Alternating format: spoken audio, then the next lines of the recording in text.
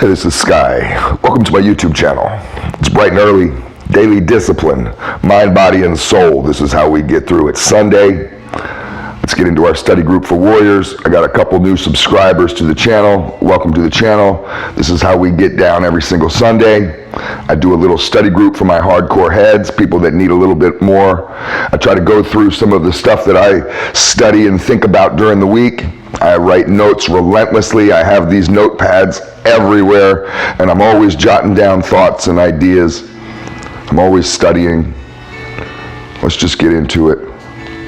I got 3 pages. Who knows if we'll get through even 1 page. We'll see what happens. Let's see, where do we start? I thought this was a good statement. Heard this from an old guy. Just caught my ear. Resonated with me. Anybody out there getting older? We're all getting older. Some people, it's hitting us. So he said, I got a little left. That's all he said. He said, I got a little left, and he had this smile in his eye. And I kind of like that mentality. I got a little left. You think I'm done? I got a little left. You think I'm too old and weak? I got a little left. You think I'm broke? I got a little left. You know, all I need is a little. That's all I need. When I was younger, I used to need a lot. But I realized I didn't really use a lot. I could have a lot and not use it. I could have 5 cars and only use 1. I could have 10 motorcycles and only ride 2 of them. Have 14 rooms in my house with 3 bathrooms and only use 1 room and 1 bathroom. I don't need a lot.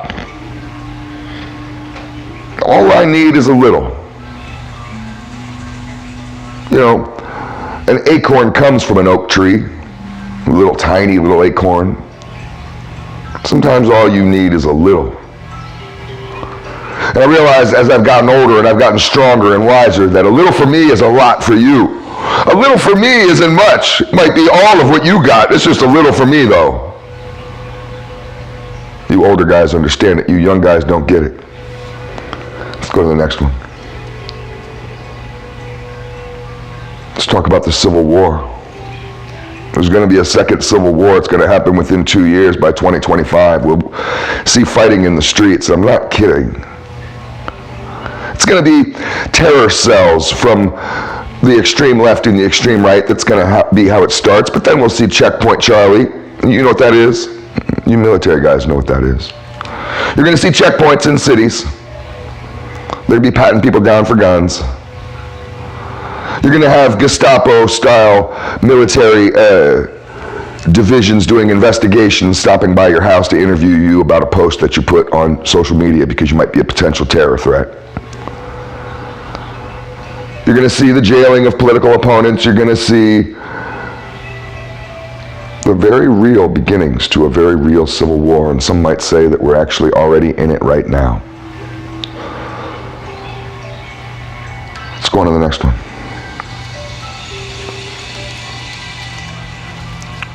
I thought this was interesting. You gotta think about this. Success not founded in natural law ends in suicide. I'll read that again. I don't even know what the fuck that means. I wrote it down. I write stuff down. I don't even know what it means. Success not founded in natural law ends in suicide. What's natural law? I don't have Google in front of me, but natural law, in my opinion, would be the natural order of things. There's a natural order of nature, of right and wrong. You don't need the Bible. You don't need anybody to tell you this stuff. You know it. There's a natural order of the way life flows. Betrayal is wrong. Even a dog knows that. Lying is wrong. A baby knows that. We can go down the list of what are natural laws, what's a natural way to be, how to run your life. And success that's not founded in that will always end in suicide. Suicide of the success, so your success will self-implode, or your actual own suicide, where you'll put one in yourself. Let's go to the next one. Go to the next page. Trust is based on courage.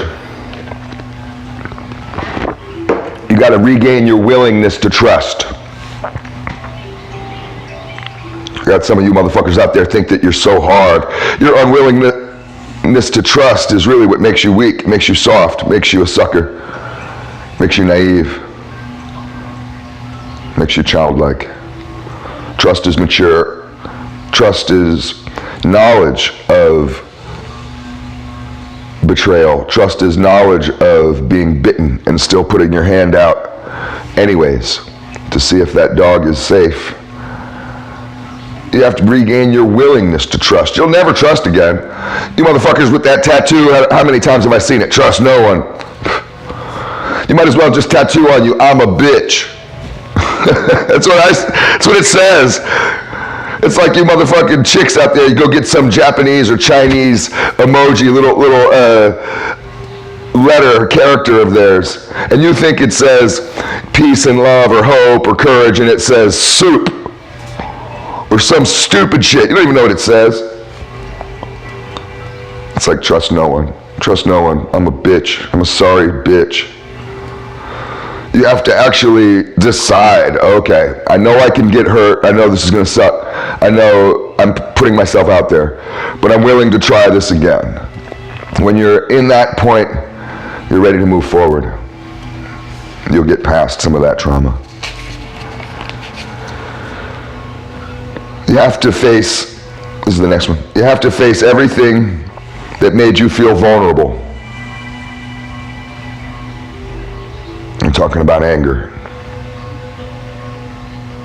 How do you get over your anger? You have that anger inside you from decades ago. Well, you have to face everything that made you feel vulnerable. Your rage has to be fully understood and gone through. Let's go to the next one.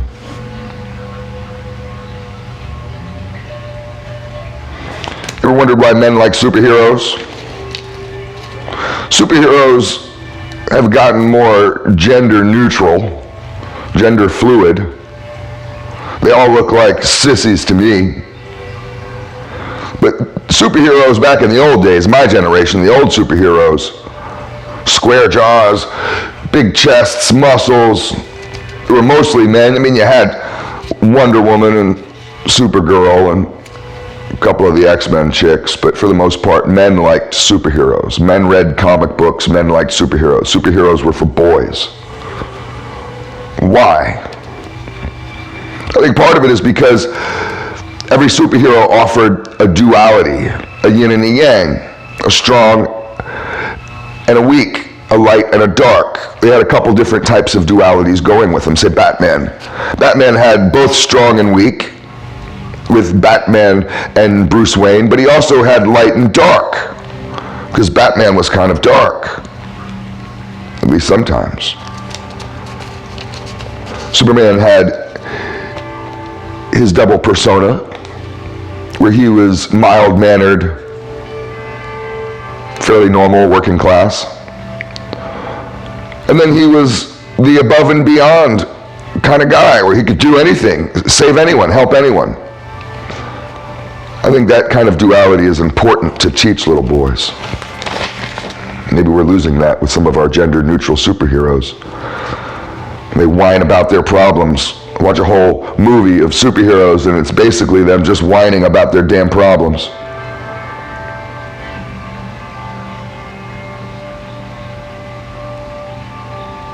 Let's go to the next one.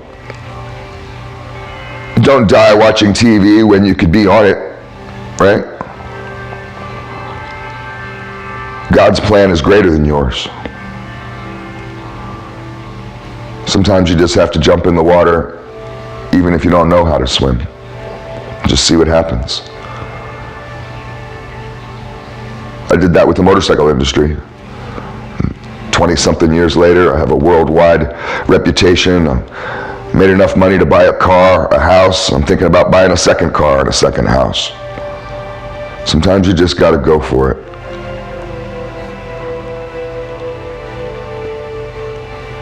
Burdens and beauty, here's the next one, are both in the eyes of the beholder.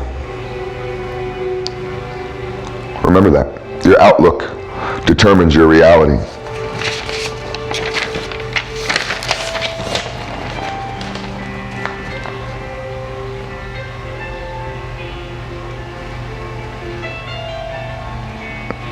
Let's go to the next one. Sorry if I'm taking so long between these. I'm just trying to pick a good one. I know we don't have much time left. I'll do one more.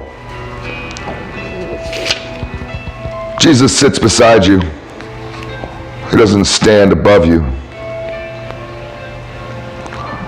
I've always kind of felt that I have a connection to Jesus Christ. He's my homeboy. He's not my Lord. I don't prostrate myself down on the ground and I don't do that kind of shit. You don't see Sky doing that kind of shit. You guys can do that. If that's how you want to fucking get down with your God. I don't do that. My God would pick me up and laugh and be like, what the hell are you doing? Don't do that. When I need Jesus, I don't look up. I look beside me. It's all food for thought.